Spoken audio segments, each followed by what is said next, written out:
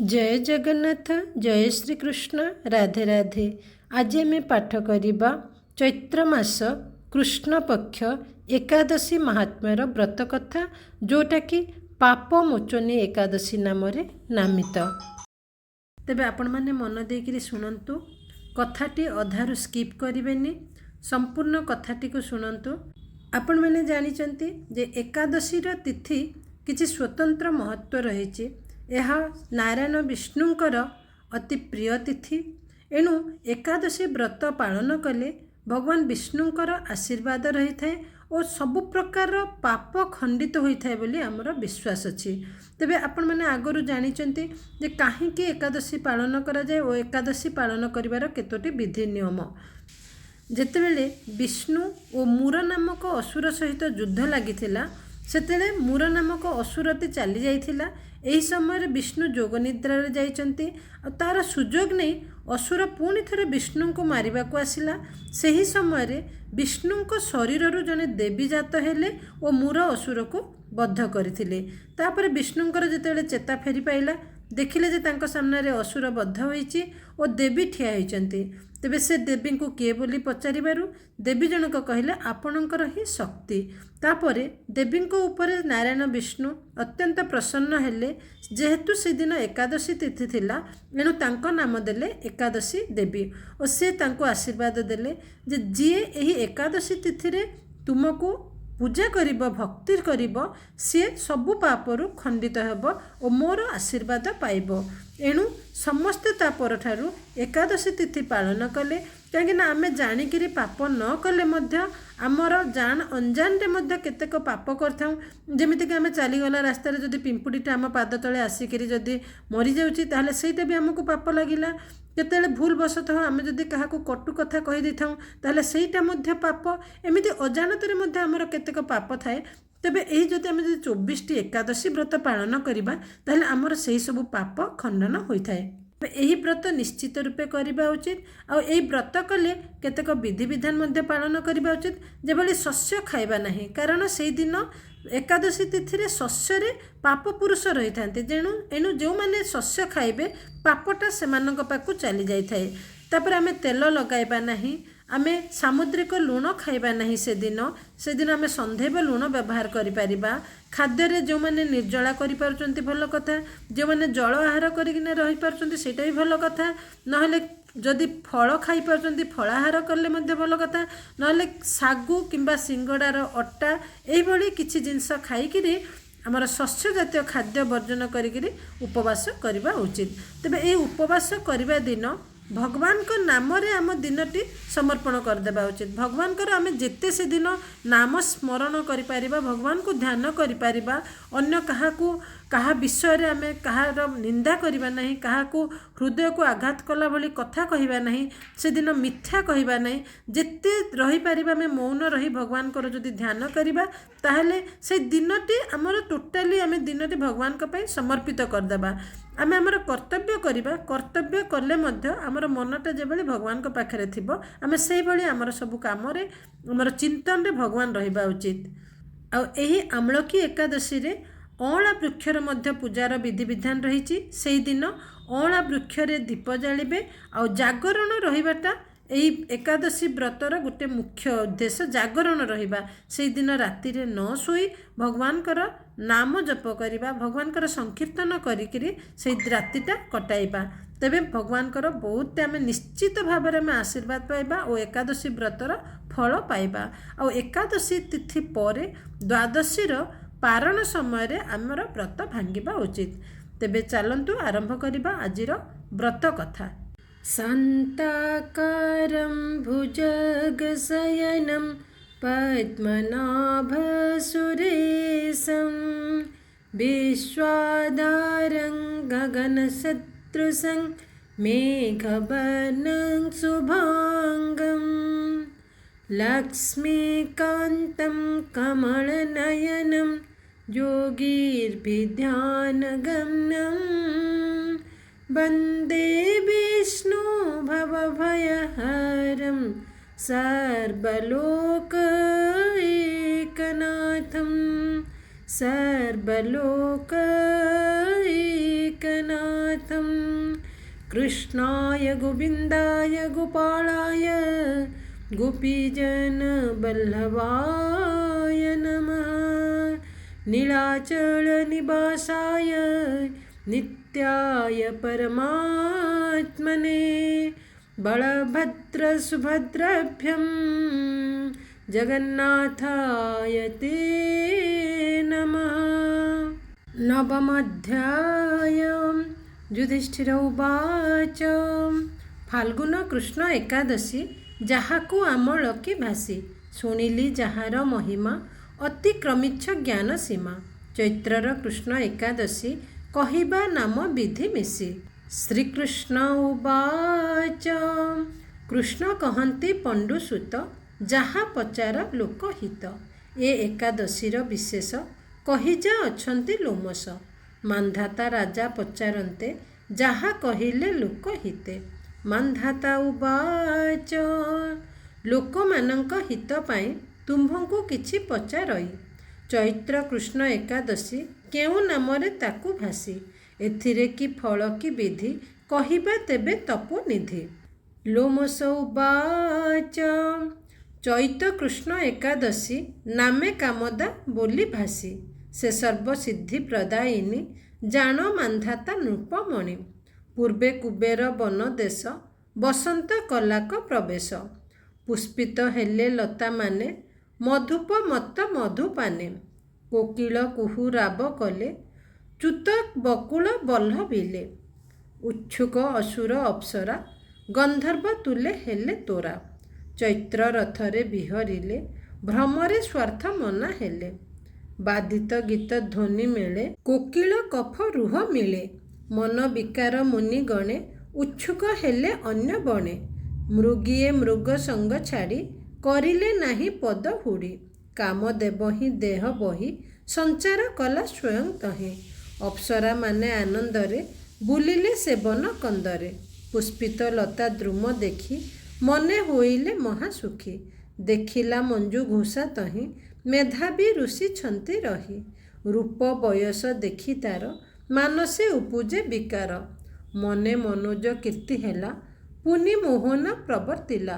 ବିପଞ୍ଚି ଧରି ସ୍ୱମଧୁର ପ୍ରକାଶ କଲା କଣ୍ଠସ୍ୱର।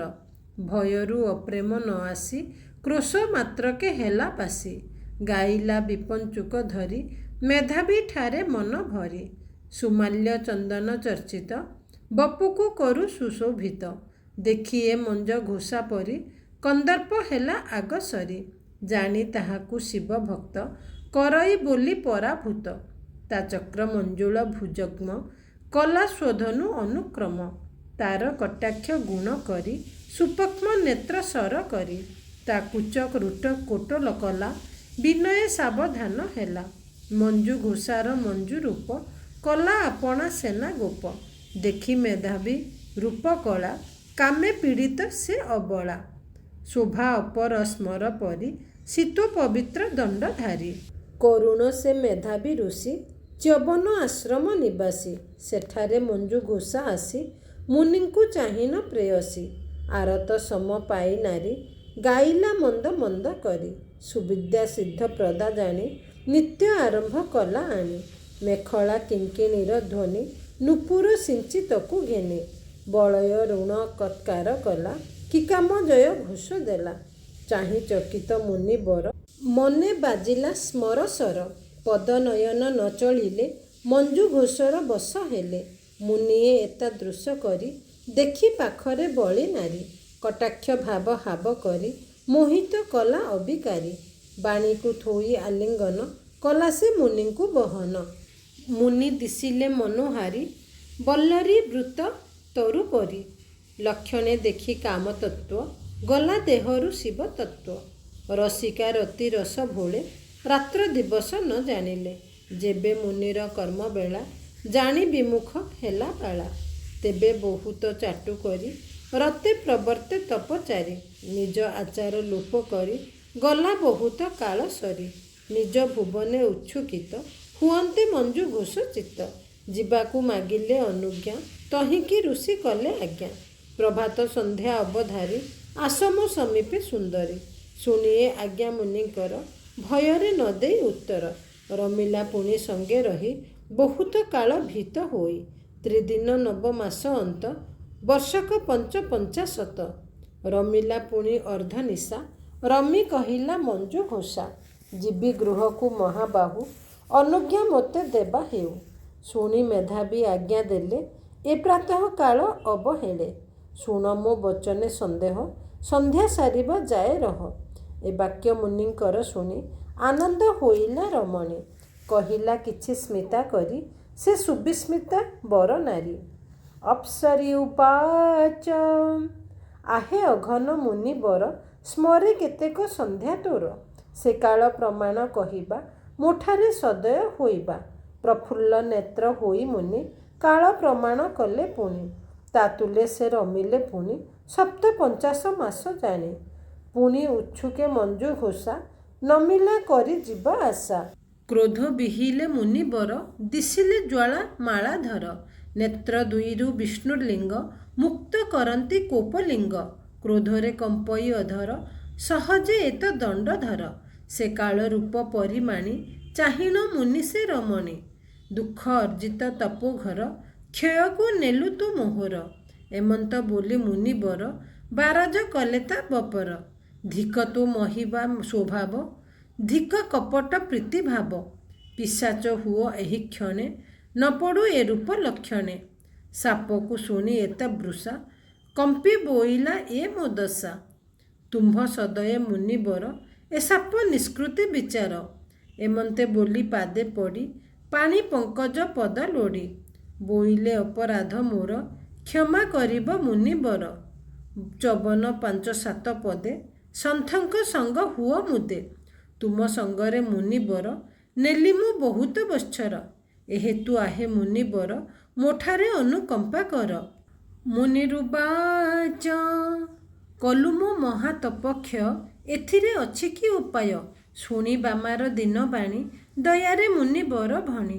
କହିଲେ ଯେଣେ ତୋର ସାପ, ନିବର୍ତ୍ତ ହେବ ଦିବ୍ୟ ରୂପ। ଚୈତ୍ରର କୃଷ୍ଣ ଏକାଦଶୀ, ପାପ ମୋଚନୀ ନାମେ ଭାସି। ସର୍ବପାତକ କ୍ଷୟକାରୀ, ମୋ ବ୍ରତ ଜାଣ ସୁକୁମାରୀ। ମଞ୍ଜୁ ଘୋଷାକୁ ଏତେ କହି, ମେଧାବୀ ଗଲେ ଲତା ଜହିଁ। ଆଶ୍ରମେ ମେଧାବୀକି ଦେଖି, କହେ ଚ୍ୟବନ ହୋଇ ଦୁଃଖୀ। ହେ ପୁତ୍ର ଏକି ବିଧି କଲ, କଲା ସୁକୃତ କ୍ଷୟ କଲ। ମେଧାବ୍ୟୁବାଚ, ହେତାତ କଲି ମୁଁ ପାତକ, ରମିଲି ଅପସରି ଏକ। କହିବା ପ୍ରାୟଶ୍ଚିତ ତାତ, କେଣେ ଏ ପାପ ହେବ ହତ। ଚ୍ୟବନ ଉବାଚ, ଚୈତ୍ରର କୃଷ୍ଣ ଏକାଦଶୀ, ସେ ସର୍ବପାତକ ବିଧ୍ୱଂସୀ। ପାପ ମୋଚନ ନାମ ବହି, ସମସ୍ତ ଶାସ୍ତ୍ରେ ଖ୍ୟାତ ହୋଇ। ସେ ଏକାଦଶୀ ବ୍ରତ କର, ଆତ୍ମାକୁ ଆପନେ ଉଦ୍ଧର। ମେଧାବୀ ପିତା ବାକ୍ୟ ଶୁଣି, କଲେ ସେ ବ୍ରତ ତତ୍ତ୍ୱ ଜାଣି। ସଞ୍ଚିତ ପାପ ହେଲା ଗତ, ଉଦିତ ପୁଣ୍ୟ ହେଲା ଯୁକ୍ତ। ଏ ବ୍ରତ ମଞ୍ଜୁ ଘୋଷା କରି, ପିଶାଚ ପାପରୁ ଉଦ୍ଧରି। ପୂର୍ବୁ ଅଧିକ ରୂପ ବହି, ସ୍ୱର୍ଲୋକେ ଗଲା ଥିଲା ଯହିଁ। ଲୋମସ ଉବାଚ, ଏ ପାପ ମୋଚିନିକା ବ୍ରତ, କରିବ ଯେ ଅବା ନିୟତ। ତାର ସମସ୍ତ ପାପ କ୍ଷୟ, ହୁଅଇ ନୃପ ନିଃସଂଶୟ। ପଢ଼ଇ ଯେ ଅବା ଶୁଣଇ, ଧେନୁ ସହସ୍ର ଫଳ ପାଇ। ଗୁରୁ ତଳ୍ପଗ ମହାପାପୀ, ସୁବର୍ଣ୍ଣ ହାରି ଯେ ସୁବ୍ରାପୀ। ଏମାନେ ଏହି ବ୍ରତ କରି, ଏ ସର୍ବ ପାପୁ ଯାନ୍ତି ତରି। ବହୁତ ପୁଣ୍ୟ ଏହି ବ୍ରତେ, ଏଣୁ ଏ ଉତ୍ତମ ଜଗତେ। ଇତି ଶ୍ରୀ ଭବିଷ୍ୟତ ପୁରାଣେ ଚୈତ୍ର କୃଷ୍ଣ ପାପ ମୋଚିନି ନାମ ଏକାଦଶୀ ମାହାତ୍ମ୍ୟେ ନବମୋଧ୍ୟାୟ। ଭୀମସ୍ୟାପି ରଣେ ଭଙ୍ଗो ମୁନେରପି ମତିଭ୍ରମ ଯଦି ଶୁଦ୍ଧମ ଶୁଦ୍ଧମ ବା ମମ ଦୋଷ ନ ବିଦ୍ୟତେ। ଜୟ ଶ୍ରୀକୃଷ୍ଣ। ତେବେ ଇଏ ଥିଲା ପାପ ମୋଚନୀ ଏକାଦଶୀ ମାହାତ୍ମ୍ୟର ବ୍ରତ କଥା। ଆଶା କରୁଛି ଆପଣମାନେ ବୁଝିପାରିଥିବେ। ଯୁଧିଷ୍ଠିର ଶ୍ରୀକୃଷ୍ଣଙ୍କୁ ପଚାରୁଛନ୍ତି, ହେ କେଶବ, ଚୈତ୍ର ମାସ କୃଷ୍ଣପକ୍ଷ ଏକାଦଶୀର ନାମ କ'ଣ, ଆଉ ଏଇ ବ୍ରତର ଫଳର କ'ଣ ମହିମା। ଆଉ କୃଷ୍ଣ ଯୁଧିଷ୍ଠିରଙ୍କୁ ବୁଝେଇକିରି କହୁଛନ୍ତି, ଯାହାକି ଲୋମସ ଋଷି କହିଛନ୍ତି। ମାନ୍ଧାତା ରାଜା ପଚାରିଛନ୍ତି ଲୋମସଙ୍କୁ, ଆଉ ଲୋମସ ଋଷି ଯାହା କହିଛନ୍ତି ମାନ୍ଧାତା ରାଜାଙ୍କୁ, ସେଇ କଥା ଶ୍ରୀକୃଷ୍ଣ ଯୁଧିଷ୍ଠିରଙ୍କୁ କହୁଛନ୍ତି। ଏହି ଚୈତ୍ର ମାସ କୃଷ୍ଣପକ୍ଷ ଏକାଦଶୀର ନାମ ହେଉଛି କାମଦା ଏକାଦଶୀ, ଯେଉଁଟାକି ପାପ ମୋଚନୀ ଏକାଦଶୀ ମଧ୍ୟ କୁହାଯାଏ। ବସନ୍ତ ଋତୁର ସମୟ ଆସିଯାଇଛି, ଆଉ ବଣରେ ସ୍ୱର୍ଗର ଅପ୍ସରାମାନେ ଆସି ବିଚରଣ କରୁଛନ୍ତି, ସେମାନେ ତାର ଆନନ୍ଦ ଉଠାଉଛନ୍ତି। ସେହି ସମୟରେ ମଞ୍ଜୁଘୋଷା ନାମକ ଜଣେ ଅପ୍ସରୀ ଥିଲେ, ତାଙ୍କର ଦୃଷ୍ଟି ପଡ଼ିଲା ମେଧାବୀ ଋଷିଙ୍କ ଉପରେ, ଯିଏକି ତପସ୍ୟା କରୁଥିଲେ। ସେ ଜଣେ ଶିବ ଭକ୍ତ ଥିଲେ। ମଞ୍ଜୁଘୋଷା ମେଧାବୀ ଋଷିଙ୍କର ତପସ୍ୟା ଭଙ୍ଗ କରିଛନ୍ତି, ଆଉ ମେଧାବୀ ଋଷି ମଧ୍ୟ ମଞ୍ଜୁଘୋଷାଙ୍କ ରୂପରେ ସୌନ୍ଦର୍ଯ୍ୟରେ ମୋହିତ ହୋଇଯାଇଛନ୍ତି, ତାଙ୍କର ତପସ୍ୟା ଭଙ୍ଗ କରିଦେଇଛନ୍ତି, ଆଉ ସେ ମଞ୍ଜୁଘୋଷାଙ୍କ ସହିତ ରହିଛନ୍ତି। ତାଙ୍କର କାମନା ବାସନା ହେତୁ ସେ କ'ଣ କରିଛନ୍ତି ନା ତାଙ୍କର ତପସ୍ୟାକୁ ଭୁଲି ଯାଇଛନ୍ତି। ମଞ୍ଜୁଘୋଷାର ମଞ୍ଜୁ ରୂପ କଲା ଆପଣା ସେନା ଗୋପ, ଦେଖି ମେଧାବୀ ରୂପ କଳା, କାମେ ପୀଡ଼ିତ ସେ ଅବଳା। ସେ ଏଭଳି ତପସ୍ୟା ଭୁଲି ଯାଇକରି ସେ କାମ ବାସନାରେ ବୁଡ଼ି ରହିଲେ। ଏଭଳି କିଛି ବର୍ଷ ବିତିଯିବା ପରେ ମଞ୍ଜୁଘୋଷା ସ୍ୱର୍ଗକୁ ଫେରିଯିବାକୁ ଚାହିଁଲେ, କିନ୍ତୁ ମେଧାବୀ ଋଷି ତାଙ୍କୁ ଛାଡ଼ିଲେ ନାହିଁ। ଆଉ କିଛି ସମୟ ତାଙ୍କ ପାଖରେ ରହିବାକୁ ସେ ଚାହିଁଲେ। ତାପରେ ମଞ୍ଜୁଘୋଷା ତାଙ୍କୁ କହିଛନ୍ତି ଯେ କେତେ ବର୍ଷ ହେଲା ଆକଳନ କରିବା ପାଇଁ। ତ ମେଧାବୀ ଋଷି ଯେତେବେଳେ ଦେଖିଛନ୍ତି ସମୟ ଆକଳନ କରିଛନ୍ତି, ତାଙ୍କ ମୁଣ୍ଡରେ ସେତେବେଳେ ବୁଦ୍ଧି ପଶିଛି, ଆଉ ସେ ସେତେବେଳେ ମଞ୍ଜୁଘୋଷାଙ୍କ ଉପରେ ରାଗି ଯାଇକରି ଅଭିଶାପ ଦେଇଛନ୍ତି, କୋପ ହୋଇଯାଇଛନ୍ତି, ତୁ ହିଁ ମୋର ତପସ୍ୟା ଭଙ୍ଗ କଲୁ ବୋଲି। ଆଉ ସେ ଅଭିଶାପ ଦେଇ କହିଲେ ମଞ୍ଜୁଘୋଷାକୁ, ତୁ ପିଶାଚୀ ରୂପ ଧାରଣ କରେ, ଯେହେତୁ ଏଇ ସୌନ୍ଦର୍ଯ୍ୟ ଦେଖେଇକରି ତୁ ମୋର ତପଭଗ୍ନ କଲୁ, ତୁ ଏବେଠୁ ପିଶାଚୀ ରୂପ ଧର। ତ ସେତେବେଳେ ମଞ୍ଜୁଘୋଷା ବହୁତ କାନ୍ଦି କାନ୍ଦି ନିବେଦନ କରିଛନ୍ତି, ହେ ପ୍ରଭୁ, ତୁମେ ତ ମୋ ସାଙ୍ଗରେ ଏତେ ବର୍ଷ ରହିଲ, ଆଉ ମୋତେ ଟିକେ ଦୟା କର, ମୋ ପ୍ରତି ଟିକେ କୃପା କର। ସେତେବେଳେ ମେଧାବୀ ଋଷି ମଞ୍ଜୁଘୋଷାକୁ କହିଛନ୍ତି ଯେ ଚୈତ୍ର ମାସର କୃଷ୍ଣପକ୍ଷ ଏକାଦଶୀ ତିଥି, ଯେଉଁଟାକି ପାପ ମୋଚନୀ ଏକାଦଶୀ, ତୁ ସେଇ ଏକାଦଶୀ ବ୍ରତ ଯେତେବେଳେ କରିବୁ, ସେତେବେଳେ ତୋର ସବୁ କିଛି ଯାହା ସବୁ ପାପ କରିଛ ତମେ, ସେଇଟା ସବୁ ମୋଚନ ହେଇଯିବ, ଆଉ ତୁମେ ତୁମର ପୁଣି ଥରେ ଦିବ୍ୟ ରୂପ ପାଇପାରିବ। ଏହା କହି ମେଧାବୀ ଋଷି ଚ୍ୟବନ ଆଶ୍ରମକୁ ଯାଇଥିଲେ। ଚ୍ୟବନ ଋଷି ମଧ୍ୟ ମେଧାବୀକୁ ଦେଖିକିରି କହିଲେ, ଏଇଟା ତୁ କ'ଣ କଲୁ, ତପସ୍ୟା ଭଙ୍ଗ କଲୁ। ତ ସେତେବେଳେ ମେଧାବୀ ଋଷି କହିଛନ୍ତି, ମୁଁ ଗୋଟିଏ ଭୁଲ କରିଦେଇଛି, ଗୋଟିଏ ଅପ୍ସରୀ ସହିତ ମୁଁ କାମନା ବାସନାରେ ମୋହିତ ହୋଇଯାଇଥିଲି, ମୋର ତପସ୍ୟା ଭଙ୍ଗ ହୋଇଯାଇଛି, ଆଉ ମୁଁ କିଭଳି ଏ ପାପରୁ ଉଦ୍ଧାର ପାଇବି। ସେତେବେଳେ ଚ୍ୟବନ ଋଷି ମେଧାବୀଙ୍କୁ କହିଛନ୍ତି, ଚୈତ୍ରର କୃଷ୍ଣ ଏକାଦଶୀ ସେ ସର୍ବ ପାତକ ବିଧ୍ୱଂସୀ, ପାପ ମୋଚନ ନାମ ବହି ସମସ୍ତ ଶାସ୍ତ୍ରେ ଖ୍ୟାତ ହୋଇ। ସେ ଏକାଦଶୀ ବ୍ରତ କର, ଆତ୍ମାକୁ ଆପନେ ଉଦ୍ଧର। ଚ୍ୟବନ କହିଲେ ଯେ ଚୈତ୍ର କୃଷ୍ଣ ଏକାଦଶୀ, ଯେଉଁଟାକି ପାପ ମୋଚନୀ ଏକାଦଶୀ ବୋଲି ଶାସ୍ତ୍ରରେ ବିଖ୍ୟାତ ଅଛି, ସେହି ଏକାଦଶୀ ବ୍ରତ କର। ଏହି ପାପ ମୋଚନୀ ଏକାଦଶୀ ବ୍ରତ କରିବା ଫଳରେ ତୁମେ ସବୁ ପ୍ରକାର ଯାହା ବି ସବୁ ପାପ କରିଛ, ସେଥିରୁ ତୁମେ ମୁକ୍ତି ପାଇବ। ମେଧାବୀ ପିତା ବାକ୍ୟ ଶୁଣି କଲେ ସେ ବ୍ରତ ତତ୍ତ୍ୱ ଜାଣି, ସଞ୍ଚିତ ପାପ ହେଲା ଗତ, ଉଦିତ ପୁଣ୍ୟ ହେଲା ଯୁକ୍ତ। ମାନେ ମେଧାବୀ ଯେତେବେଳେ ସେଇ ପାପ ମୋଚନୀ ଏକାଦଶୀ ବ୍ରତ କଲେ, ସେ ବ୍ରତ କରିବା ଦ୍ୱାରା ଯାହା ସବୁ ପାପ ସଞ୍ଚିତ କରିଥିଲେ, ସେ ସବୁ ପାପ ଦୂରୀଭୂତ ହେଲା, ଆଉ ସେ ପୁଣ୍ୟ ଅର୍ଜନ କଲେ। ତେବେ ଲୋମସ ଋଷି କହିଛନ୍ତି ଶେଷରେ, ଏ ପାପ ମୋଚନିକା ବ୍ରତ କରିବ ଯେ ଅବା ନିୟତ, ତାର ସମସ୍ତ ପାପ କ୍ଷୟ ହୁଅଇ ନୃପ ନିସଂଶୟ। ପଢ଼ଇ ଯେ ଅବା ଶୁଣଇ, ଧେନୁ ସହସ୍ର ଫଳ ପାଇ, ଗୁରୁତଳ୍ପଗ ମହାପାପୀ, ସୁବର୍ଣ୍ଣ ହାରି ଯେ ସୁରାପି। ଏମାନେ ଏହି ବ୍ରତ କରି ଏ ସର୍ବ ପାପୁ ଯାନ୍ତି ତରି। ବହୁତ ପୁଣ୍ୟ ଏହି ବ୍ରତେ, ଏଣୁ ଏ ଉତ୍ତମ ଜଗତେ। ମାନେ ଏହି ପାପ ମୋଚନୀ ବ୍ରତ, ଏକାଦଶୀ ବ୍ରତ ଯେଉଁମାନେ ବି ବିଧିବିଧାନର ସହିତ କରିବେ, ସେ ନିଃସଂଶୟରେ ସମସ୍ତ ପାପରୁ କ୍ଷୟ ହୋଇ ନୃପ ଯୋଗ ପାଇବେ। ଯିଏ ବି ଏହି ବ୍ରତ କଥା ଶୁଣିବେ କିମ୍ବା ପଢ଼ିବେ, ସେମାନେ ଧେନୁ ସହସ୍ର ଫଳ ପାଇବେ। ମାନେ ଗୋଧନ ଦାନର ଫଳ ପ୍ରାପ୍ତି ହେବ, ଆଉ ଯେତେ ବଡ଼ ଯେଉଁମାନେ ବି ଯେତେ ବଡ଼ ବି ପାପ କରିଛନ୍ତି, ସମସ୍ତେ ଏହି ବ୍ରତ କରି ଉଦ୍ଧାର ପାଇଛନ୍ତି। ଆଉ ଜଗତରେ ଏହି ବ୍ରତ ସବୁଠାରୁ ଉତ୍ତମ ବ୍ରତ ରୂପେ ପରିଗଣିତ ହୋଇଛି। ତେବେ ଆପଣମାନେ ଜାଣିଲେ ଏହି ବ୍ରତର ବିଧିବିଧାନ କେମିତି, ବ୍ରତର ଫଳ କ'ଣ ମିଳେ, କ'ଣ ଖାଇକିରି ଏହି ବ୍ରତ ପାଳନ କରିବେ, ସେଇଟା ତ ଆଗରୁ ଆପଣମାନେ ଜାଣିଛନ୍ତି। ଆପଣମାନେ ଏହି ଦିନ କେତେ ସଂଯତ ହେଇକିରି ରହିବେ, केतेक कौन को काम करिवे को काम करिवेनी से कथा मध्य आगरू कही देछि। बेसी कथबार्ता करिवे नहीं, कहा सांगेरे आर्गुमेंट करिवे नहीं, चारी चुगली कहा विषय निंदा कहार करिवे नहीं, कहार हृदय को कष्ट देवे नहीं। जेते पारिबे आपण हरिचिंतन रे से दिन रहिबे। आउ आहारटा आपण माने आपणकर स्वास्थ्य देखिकी करिवे। प्रकृत रे शास्त्र रे वर्णित होईछि एकादशी रे जलाहार, निर्जला, सजला आउ फलाहार। जल पीकिरी रही पारिबे, निर्जला मध्य रही पारिबे, नहले फलाहार करि पारिबे, किंतु स्वास्थ्य देखिकी आपण माने खाद्य ग्रहण करि पारिबे। तथापि ए दिन कौन खाइबे देखंतु, आलू, माटी आलू, अमृतभंडा, कंचा कदली, विभिन्न प्रकार फल मूल, कंदमूल, क्षीर, दही, छेना, घी एगुड़ाक सब खाई पारिबे। जंती कोली, ऋतु कोली एगुड़ाक सब खाई पारिबे। गोलमर्च व्यवहार करि पारिबे, संधैव लुण व्यवहार करि पारिबे।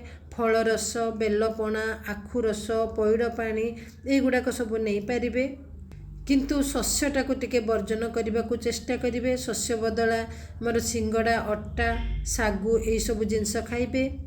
तापर विधि विधान सहित एकादशी व्रत करिबा परे द्वादशी आमर व्रतटा जानिचंती 3 दिन पालनीय अटे। एकादशी व्रतटा दशमी आपण मैंने पालन करेंगे। एक ओला भोजन करी सात्विक भोजन करी रहिबे। श्रीहरिंक ठारे चित्त निवेश करी प्रभुंक चरण रे मंजरी युक्त तुलसी अर्पण पूर्वक प्रभुंक स्मृति एवं श्रीमद् भागवत पुराण आदि भाव सहित श्रवण और पठन करेंगे। जो माने एकादशी रे भगवानंक सम्मुखरे कीर्तन, नामस्मरण और शास्त्र पठन पूर्वक रात्र जागरण करती, तुला जेपरी अग्नि रे दग्ध हुए तादृश सेमानंकर पाप समूह भस्मीभूत हो जाए। द्वादशी रे प्रातः स्नानादि समापन करी महाप्रभुंकर अर्चनादि समापन करी भावर सहित प्रार्थना करी कहिबे, हे महाप्रभु करुणा वरुणालय, ए दिन अकिंचनर यथाशक्ति व्रत आचरण रे संतुष्ट होई मोहर चित्त को आपणक श्रीचरण रे निविष्ट करंतु। एहा परे भक्तजन माने महाप्रभुंकर चरणामृत को ग्रहण करिवे, ता पारण करिवे, तापरे जहाँ भी खाद्य खाई पारिबे। आउरी मध्य ठाकुर को निवेदन करिवे, जान अजान रे जदि किछि मोर भूल हो जाए ताहाले क्षमा करिदियो बोली क्षमा प्रार्थना करिवे। तेबे आशा करुच्ची आपण मैंने जानीपारे एकादशी व्रत पालन नियम। आपण मैंने कौन करेंगे ना, कथाटी शुणिला परे एही व्रतर कथा शुणिले जेतिकी पुण्यफल, पढ़िले सेतिकी पुण्यफल और अन्य मानंको जदि कथाटी जदि बांटी पारिबे ताहले सेतिकी ही पुण्यफल पाइबे। कहीं ना भाग्य रे थिले ही एही हरि कथा श्रवण करने को मिले बा निजे पठन करवा कि बांटी भी पारिबा। भाग्य रे थिले जाइकिरी आमे आउ 2 जन को एटा सुनै पारिबा। तेणु आशा करुच्ची आपण मैंने वीडियोटी को शेयर कर दिंतु सांगसाथी सहित, समस्ते शुणी पारंतु, समस्ते जानी पारंतु। आ कमेंट बॉक्स रे लिखि दिंतु जय जगन्नाथ, जय श्री कृष्ण, राधे राधे। चैनल रे जदि नुआ अछंती ताहले आध्यात्मिक विश्वास चैनल टी को सब्सक्राइब कर दिंतु, जद्वारा कि आमर जगन्नाथ संस्कृति और हिंदू संस्कृति और परंपरार अनेक पौराणिक कथा, पूजा पाठ और धर्म विषय रे बहुत किछि जिनस जानिबा को पाइबे। तेबे आज पई एतिकी। जय जगन्नाथ, जय श्री कृष्ण, राधे राधे।